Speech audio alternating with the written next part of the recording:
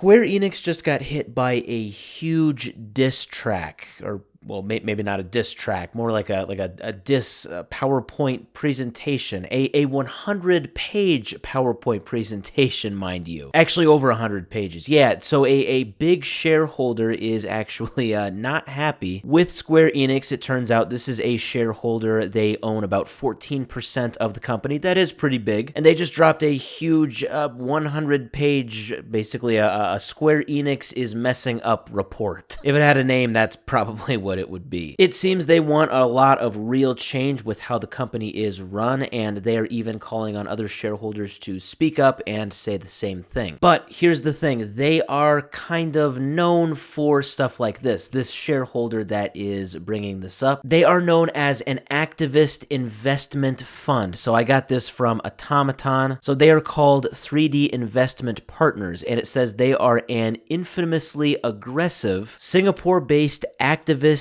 investment fund. And so yes, it says they are calling on other investors to say the basically the same thing. It says their purpose is to pursue constructive dialogue with Square Enix's leadership. Now it also looks like they purchased all of this stock in Square Enix pretty recently. It was actually just earlier this year. And at the time, since they have the reputation of being an activist investment firm, a lot of people were wondering what they were going to do. It kind of sounded like nothing was gonna, majorly happen, but now that all has changed. So I do have the Automaton link in the description, as well as the whole 112-page PowerPoint presentation, but we see right here, this is just one slide. They want to bring the spark, the excitement back once again to Square Enix. So it says that for Square Enix, it was never just entertainment. What Square Enix once brought to life was a culture that shaped an era and an industry that fascinated the world. But today, is Square Enix really giving birth to something genuinely new? Or has Square Enix turned away from the challenges before it and let its steps falter? We know this, for Square Enix, every challenge has always been a chance, the power to overcome countless obstacles and bring forth works that felt like miracles to the world. Once again, surprise us, move us, and ignite that passion we once felt. And they say gamers across the globe have been waiting endlessly for that irreplaceable experience. Now, I know they are an activist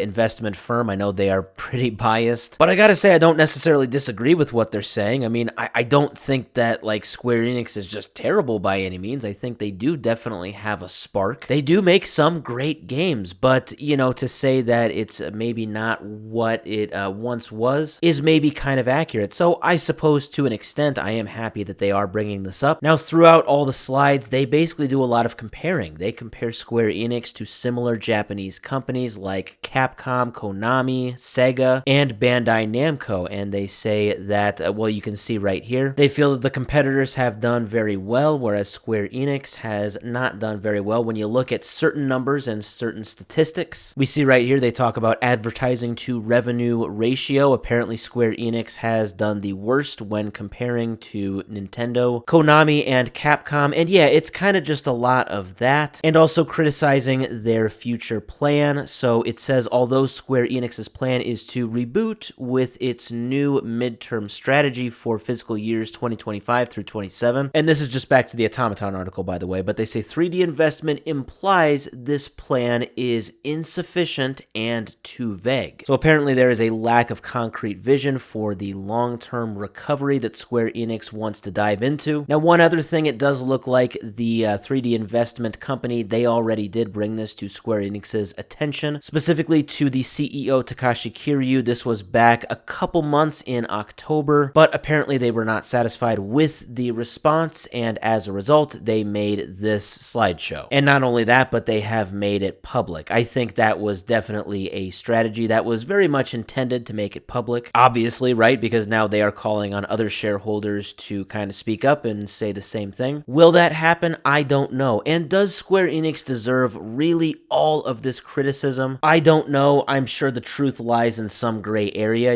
Maybe some of this is earned, but some of it not so much. Again, keep in mind, this does not represent all of the shareholders of Square Enix. This is just this 14% shareholder that is kind of known for doing stuff like this. But maybe this will be good for Square Enix in the end. We will just have to wait and see.